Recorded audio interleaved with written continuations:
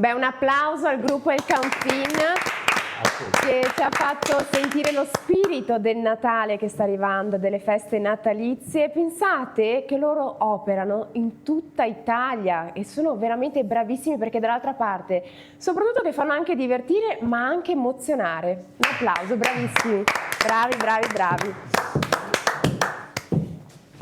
Comunque dopo li sentiremo ancora perché hanno altri 2 pezzi da cantarci. Passiamo ai nostri ospiti perché abbiamo ancora tantissimo da parlare, da conoscere. Passo la parola alla signora Antonella Nonino, rappresenta la 5ª generazione di una dinastia che ha rivoluzionato la distillazione italiana. Ma le chiedo, Antonella, come ci si sente a essere la 5ª generazione, a essere arrivati appunto a rappresentare questa meravigliosa tradizione, no? Ma credo che quando tu lavori in famiglia e cresci in mezzo, in questo caso noi in mezzo alle vinacce, in mezzo alla grappa, abbiamo iniziato ad aiutare il papà e la mamma quando eravamo ragazzine, sì, per esempio stando in pesa, rispondendo al telefono, e poi crescendo ovviamente la grappa per noi è diventata un membro della famiglia. Abbiamo cominciato prima ad accompagnare la mamma in giro in Italia e all'estero e poi ad andare da sole. Oggi siamo presenti infatti in 85 paesi e devo dire il grazie alla grappa perché ci ha permesso di conoscere il mondo, sì, quindi di portare le nostre tradizioni e far conoscere l'Italia nel mondo, ma anche di tornare sempre arricchite con nuove idee, come anche accennavo prima, anche l'idea di proporre la grappa nel mondo della mixologia. Adesso siamo seguiti un po' da tutte le altre aziende, però se penso ai primi anni 2000, viaggiando in Far East, quindi andando ad Hong Kong, a Singapore piuttosto che a Londra, vedevi che i bartender miscelavano distillati internazionali straordinari e si innamoravano della nostra grappa. Hanno cominciato a farlo anche con la grappa Nonino e allora perché no? Ecco, quindi l'innovazione spesse volte arriva proprio da occasioni date dall'essere curiosi, da trovarsi in situazioni nuove, diverse, portando poi a casa queste idee, condividendole prima di tutto tra di noi, quindi in famiglia, e poi con i nostri amici estimatori. E anzi invito tutti a venirci a trovare al Borgo Nonino. Noi siamo vicino all'uscita dell'autostrada di Palmanova, quindi il nostro paese appunto è Percoto, e a Persereano, dove già il nonno Orazio, portando l'alambicco su ruote, andava a distillare nelle case dei contadini, sì, suoi colleghi, perché la grappa nasce così, quindi come la distillazione da quello che le famiglie nobili consideravano uno scarto della vinificazione.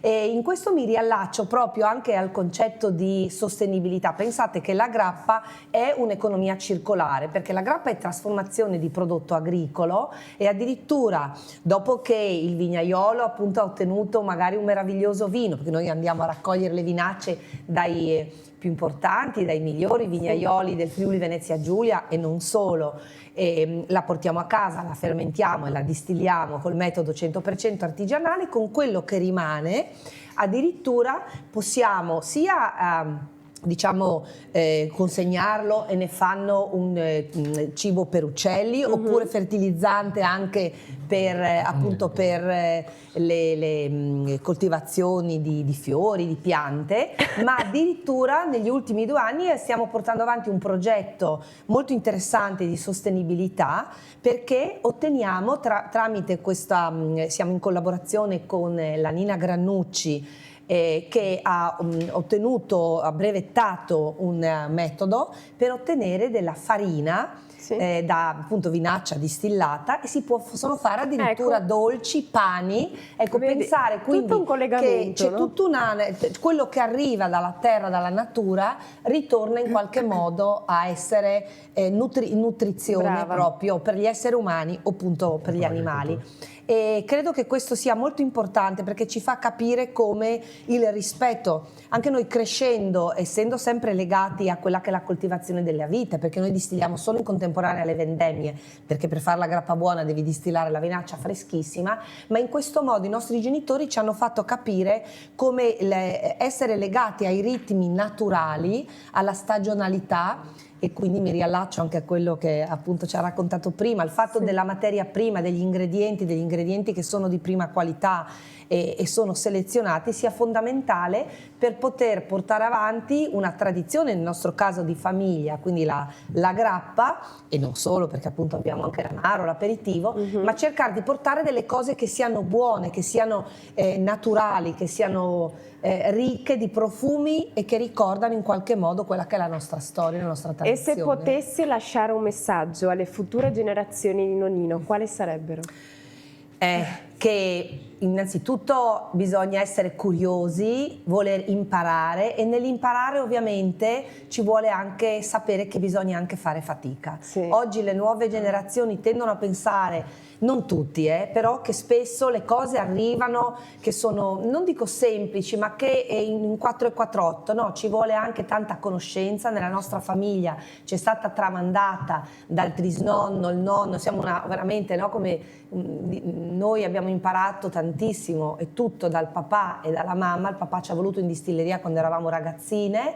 È importante dedicarsi, e c'è anche tutta una parte poi di fatica insieme alla conoscenza, però le soddisfazioni poi sono straordinarie quando uno poi assaggia noi lo facciamo anche in casa, noi la beviamo tra di noi, sentire questi profumi, portare il profumo del vitigno d'origine nella grappa, condividerlo con le persone a cui vuoi bene, sempre responsabilmente, quindi assaporare, no? Bere sempre in modo moderato, e sempre accompagnato anche a qualcosa, quindi durante i pasti, se si parla di cocktail, sempre a dei begli aperitivi accompagnati da delle cose molto buone, magari più salate, e meravigliosa poi la grappa in purezza, una bella riserva con il pandoro ceccon, sicuramente sarà un'esperienza da condividere soprattutto. Va bene, grazie per le bellissime risposte, signora Antonella. Poi comunque passerò la parola a lei per lasciare tutti i suoi contatti. Passo la parola a Franco Tosini, dirigente dell'ente regionale Veneto Agricoltura, responsabile dell'azienda sperimentale ortofloricola Po di Tramontana di Rosolina. Con un ventaglio così ampio di colture, no? Come vengono organizzate le attività del centro? Ma le attività sono, quello che dicevo prima, sperimentazione, quindi tutte le prove sperimentali che andiamo a organizzare, ma quello che importa di più è il contatto col territorio. Come lo facciamo? Attraverso giornate aperte, attraverso convegni, attraverso visite da parte di studenti, di istituti agrari, di università, di anche associazioni di produttori. Gli stessi produttori vengono a trovarci su appuntamento oppure giornate a tema. Quello che però ci piace di più organizzare sono le giornate a tema, come quella che abbiamo organizzato il 26 novembre. Il tema è stato Poinsettia, che è stella di Natale, e quindi con una parte convegnistica, quindi con diversi interventi di autori e relatori illustri come l'Università di Padova e il professor Ragazzoni, dove oltre però a parole che trasmettiamo, andiamo con i produttori e i tecnici anche in serra a vedere le diverse varietà che vengono ovviamente esposte, che vengono coltivate, che ci vengono fornite dalle ditte ovviamente di giovani piante che hanno loro i genetisti, noi facciamo vedere quello che il risultato finale, toccano con mano, vogliono fantastico. capire come è stato fatto, perché alle volte certe varietà sono costituite, no? Sono state realizzate soprattutto nel nord Europa, alle volte non si adeguano al nostro clima, soprattutto poi negli ultimi anni col cambiamento climatico, quindi bisogna provare quelle che magari costituite lontano ma che si adattano ai nostri ambienti, quindi averle su una serra di 1000 metri, 150 varietà, fa capire quelle che possono magari avere un quid in più su un determinato mercato, come vengono confezionate, poi quelle sono cose più del produttore, noi proprio l'allevamento, poi ci sono diverse taglie, il vaso 14, il vaso 17, l'alberello, ed è per quello che è apprezzato il nostro lavoro. Lei Ovviamente. infatti prima ha parlato anche di sostenibilità, no? Sì, questa Che è- tipo di agricoltura immagina per il futuro del nostro territorio, secondo lei? Ma secondo me le parole chiavi sono quelle poi che hanno detto anche i miei colleghi. Sostenibilità ambientale è fondamentale, oltre ovviamente al reddito, a quella economica, però bisogna guardare la tradizione, sicuramente portarla avanti, però con un occhio al futuro. Cosa vuol dire? Sposare la tradizione con l'innovazione Sì. tecnologica ma anche varietale, perché ormai la Comunità Europea, mi pare che la settimana scorsa abbia dato l'ok all'utilizzo di nuove varietà costituite con nuove tecniche di miglioramento genetico che nulla hanno a che fare con il OGM, ma sono sempre legate alla tradizione, che permetteranno sicuramente di utilizzare varietà più performanti, che sono più resilienti con il cambiamento climatico, ma sempre legate alla tradizione, sempre salvaguardando il prezioso germoplasma, in questo caso veneto, perché la nostra storia, la nostra tradizione bisogna portarla avanti, ma con l'occhio al futuro, perché sennò perdiamo Bravissimo. competitività. E difatti quando la sento parlare vedo in lei molta emozione, molta passione per ciò che fa.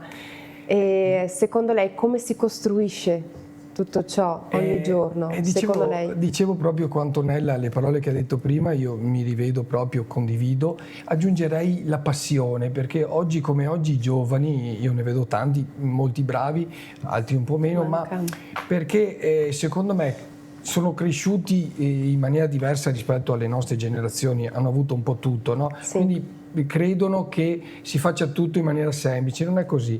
Si fa le cose difficili, ma se hai la passione e la pazienza e la conoscenza, perché se ti devi formare, studiare, le cose arrivano sì con difficoltà, ma la soddisfazione che c'è è impagabile ed è quello che secondo me dobbiamo trasmettere alle generazioni future. E poi quando arrivano ne vuoi sempre di più, quindi lì punti ancora di più sull'innovazione per Bravissimo. crescere. Bravissimo. Ok, Bravissimo. grazie signor Franco. Grazie a lei. Dopo comunque lasciamo tutti i suoi contatti. Passo la parola a Francesco Ceccon, che è cresciuto con il profumo di burro e zucchero. Questa cosa mi piace, io amante del dolce. Noi stavamo parlando appunto prima della creazione di questi pandoro, panettoni, della sua pasticceria, no? Io guarda, volevo collegarmi con quello che ha detto scusami Franco.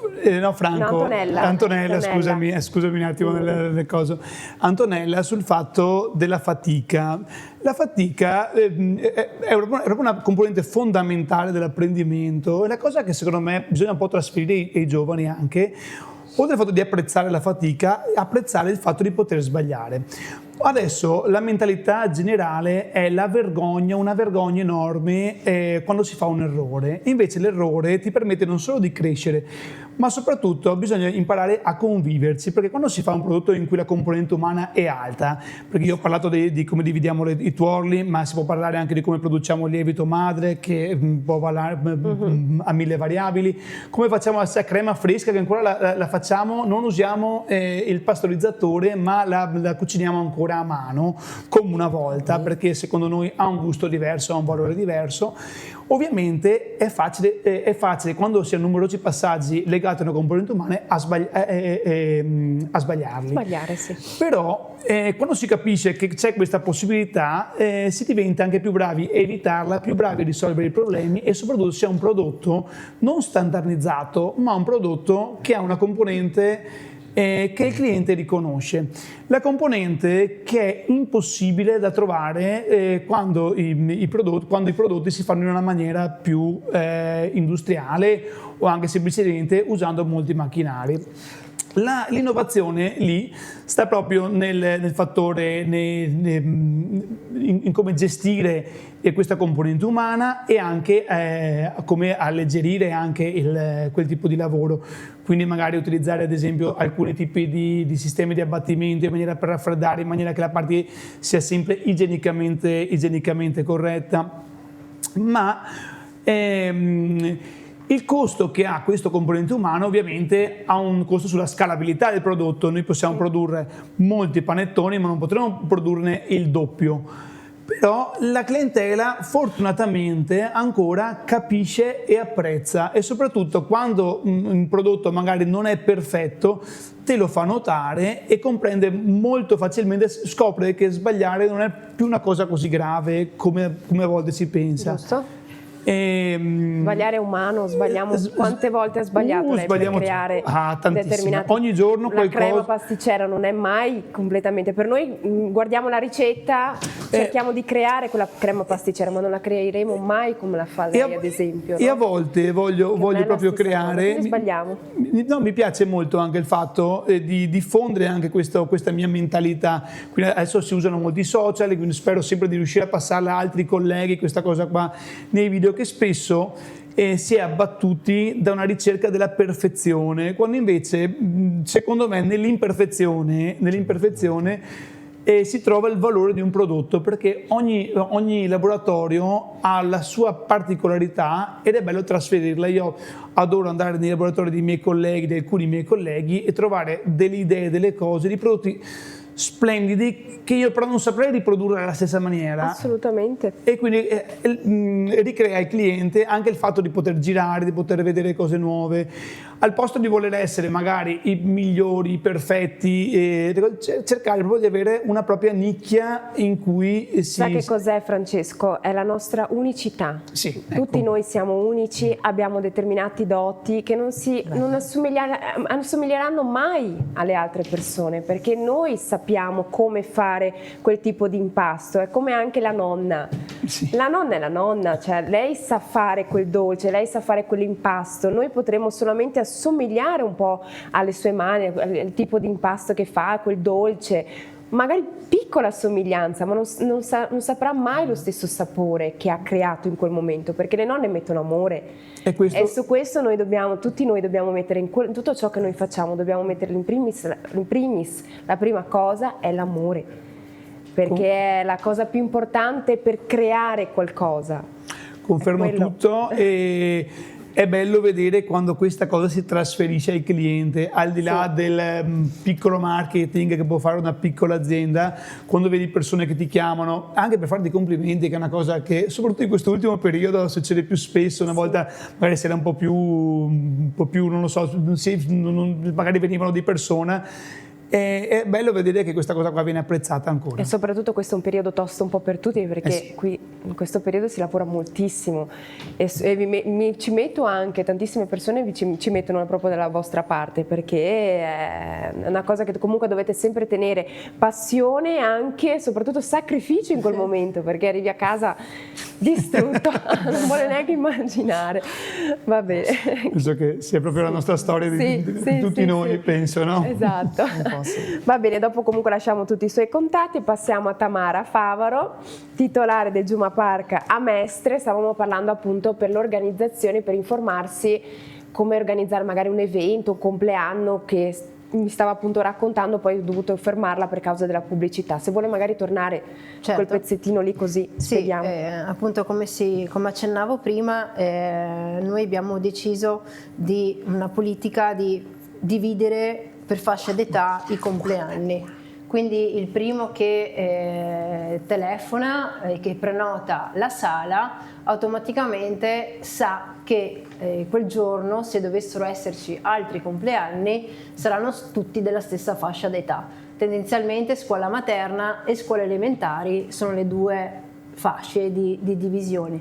E questo perché? Proprio per permettere a questi bambini di età infanti, dai 3 ai 5 anni, di potersi divertire ed esprimersi, e i bambini di 8 e di 9 a sua volta potersi sentire liberi di correre, di giocare con le loro energie che ne hanno da vendere, e quindi creare una situazione di serenità anche da parte del genitore. C'è un'idea o un sogno che magari vuole realizzare a Juma Park? Perché io parlo comunque sempre di sogni, qualcosa che ha in programma. Lei giustamente anche il suo compagno, perché so che è una cosa che avete fatto insieme ed è bella la condivisione che avete fatto. Sì, allora questo è tutto un sogno che si è reso in piccola parte vero, reale, ma il sogno più grande ancora è quello di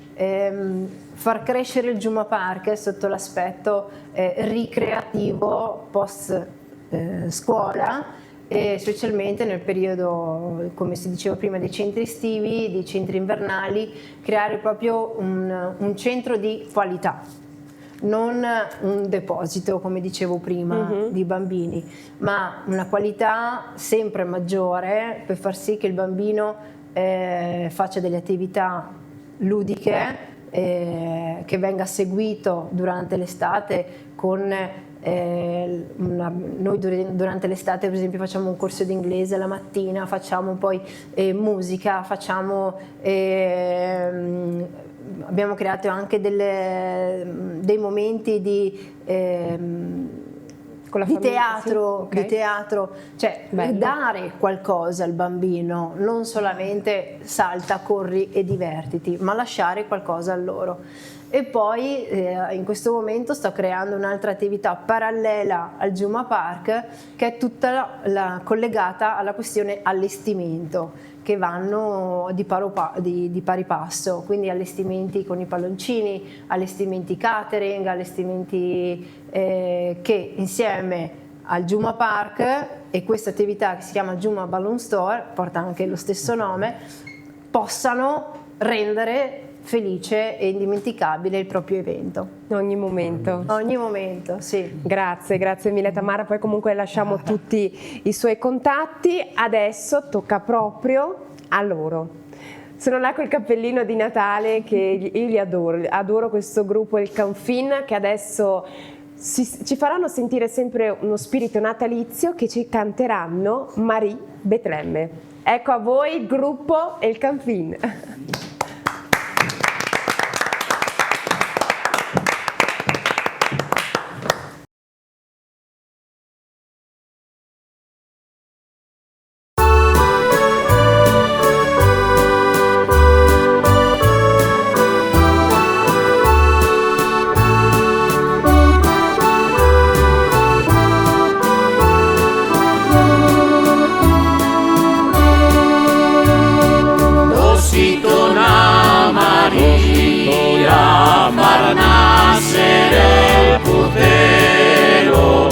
Dositona Betlemme, in mezzo a tanto cielo, dositona Giuseppe a portare la Madonna, dositona Betlemme a far nascere Gesù.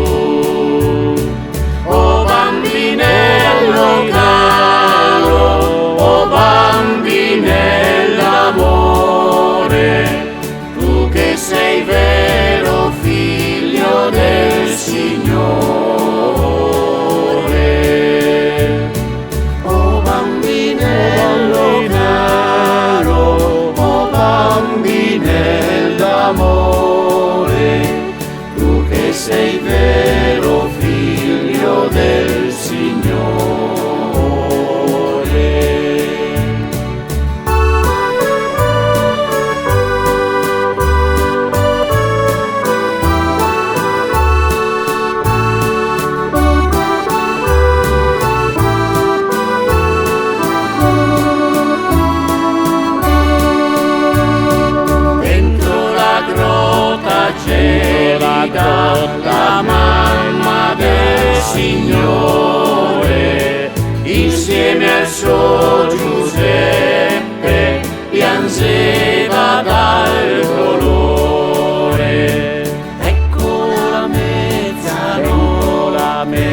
con l'angelo del cielo, in mezzo a tante lacrime che porta il bambinello.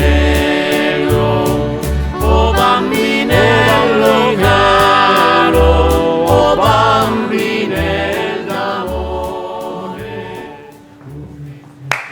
Bravissimi!